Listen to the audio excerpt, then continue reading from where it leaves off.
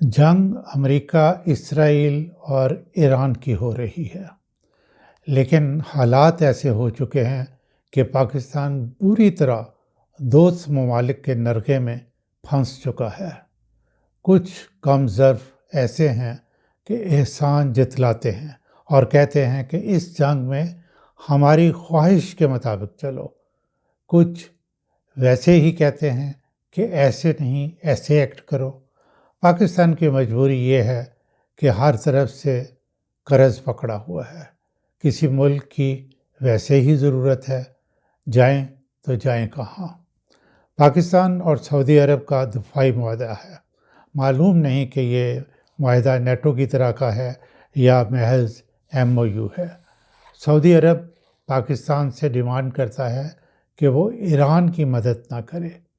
پاکستان کی مجبوری ایران کے ساتھ 909 کلومیٹر بارڈر ہے، مسلم ملک ہے، پاکستان کے مشکل وقتوں میں ساتھ بھی کھڑا رہا ہے۔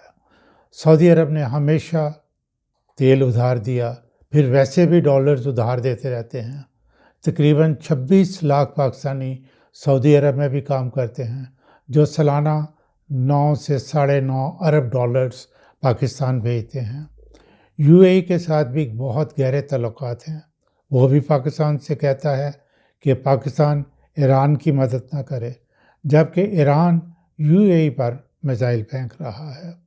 انہیں پاکستان کو 2 ارب ڈالرز اسٹیٹ بینک میں رکھے ہوئے ہیں۔ سب ملا جلا کے 3.5 ارب ڈالرز بنتے ہیں، اور UAE میں بھی 16-17 لاکھ پاکستانی جو نا وہ کام کرتے ہیں، وہاں سے بھی 7-8 ارب ڈالر سالانہ جو آتے ہیں۔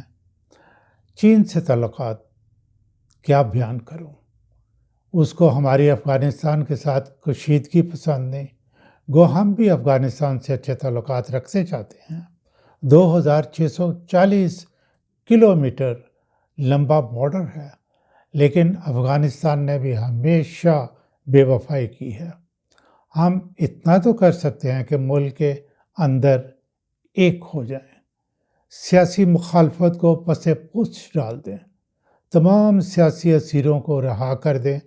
اچھے اور اعلیٰ ظرف لوگ مشکل اور برے وقتوں میں اختلافات بھلا کر ایک ہو جاتے ہیں۔ ہم اتنے برے تو نہیں۔